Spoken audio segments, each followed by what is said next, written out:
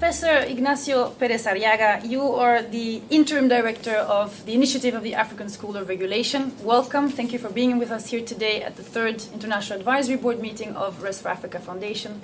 Very happy to have you at the UNDP Rome Center. Can I ask you, you said yourself, in terms of Africa's clean energy transition, the transformation that's ongoing, many of the key ingredients that we need to be seeing are starting to shape up. We're starting to see advancements in policy, regulation, in investment levels. This is headed in the right direction. But we still see critical underfunding in investment. What is missing, in your view, in terms of shifting the needle for the energy transition there? Okay, well, probably you will be waiting that I will say that we need capacity building. This is what we are going to do at the African School of Regulation, and certainly it is needed to do things well. But I think that the most important thing to reach the dimension in terms of scalability and also sustainability of the business and regulatory models is to have sound, scalable and sustainable business models. If we want to bring the enormous amount of private capital, also public, but mostly private, that is needed, the businesses have to be viable, have to be sound.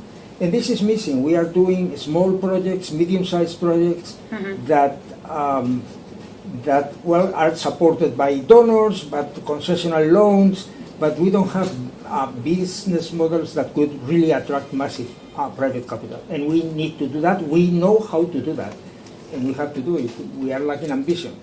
We need to be scaling up in that space, indeed. And I mean, a lot of emphasis is placed on international collaboration, what can be done about this, especially in the upcoming COP meetings at the end of this year, where a lot of expectations goes towards the outcomes there. How can such a meeting actually provide maybe momentum, further push in that direction of the business models? What would you like to be seeing happening there? I will repeat what I said before, ambition. I think that I've been in the COP27, right. COP26, and well, there is a lot of talking, of course, and grandiose projects, but then the realization is small.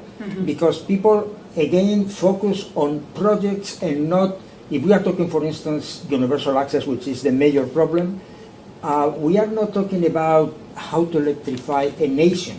We are talking about how to do 15 mini-grids and to put some solar kits in some place. But what we need is an integrated plan that takes into account the 3 modes of electrification and how much money is needed to do it, and in what time, with a plan that is viable and that could attract private investment. Otherwise, we will be doing things that are 1/10 of what should be done. So if I hear you well, we need to be more ambitious about ambition itself, in terms of really making sure that from talk to action, that things happen finally going forward. Thank you very much, Professor, for your takeaways. Really appreciate it. Thank you. Thanks, Steve.